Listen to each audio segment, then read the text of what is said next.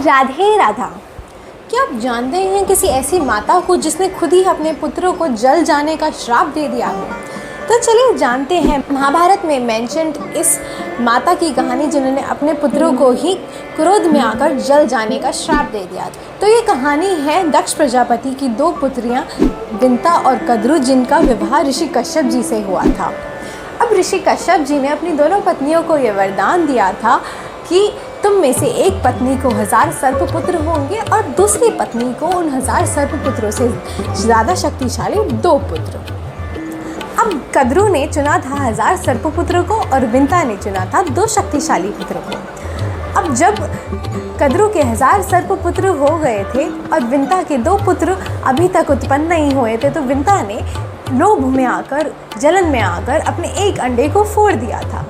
अब उस एक अंडे को खुद से फोड़ देने का कारण उसका पूरा डेवलपमेंट नहीं हो पाया था और उसने क्रोध में आकर अपनी माता को ये श्राप दिया था कि तुमने लोभ में आकर मुझे पूरा डेवलप होने से पहले ही फोड़ दिया है, इसीलिए तुम अपनी सौतन की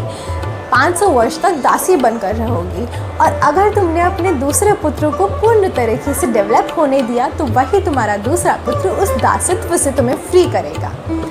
अब इस घटना के बाद जब दोनों बहनें एक दिन साथ में वन में विचरण कर रही थी, तो उन्होंने एक घोड़े को देखा और उस घोड़े के रंग के ऊपर उनके बीच एक शर्त लगती है कि जो उस घोड़े के पूंछ का रंग गलत रूप से गैस करेगा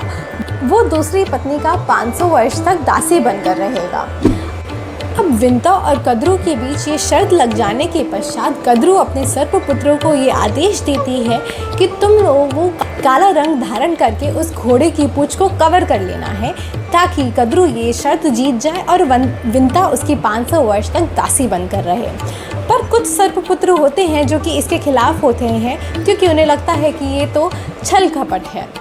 और कद्रु गुस्से में आकर, क्रोध में आकर उन सर्पपुत्रों को ये श्राप दे देती है कि जो उसका ये कर्म नहीं करेगा वो जन्म जय के सर्प सत्र में जाकर जल जाएगा।